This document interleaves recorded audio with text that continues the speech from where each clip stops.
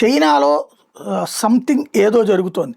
2023 చివరి నుంచి peoples liberation ఆర్మీలో భారీ స్థాయిలో మార్పులు జరుగుతున్నాయి. 100కి పైగా సీనియర్ జనరల్స్ అరెస్ట్ అయ్యారు లేదా అదృశ్యమయ్యారు. 2 రక్షణ మంత్రులను తొలగించారు. అణుక్షేపణలు నియంత్రించే రాకెట్ ఫోర్స్ పూర్తిగా మార్చారు. అధికారిక మీద అవినీతి వ్యతిరేక చర్యగా చెప్తున్న లోపల ఇది అధికారం కోసం జరిగిన అంతర్గత పోరాటంలాగా కనబడుతుంది.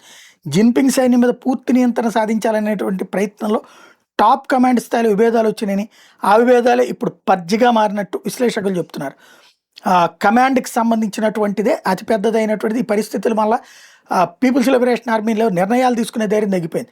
పై స్థాయి ఆదేశాలు లేకుండా కదలలేని పరిస్థితి ఏర్పడింది. యుద్ధ సమయంలో ఇది చాలా పెద్ద బలహీనతగా మారుతుంది. ఒకవేళ రేపు యుద్ధం కనుక తీవ్ర స్థాయికి వస్తే.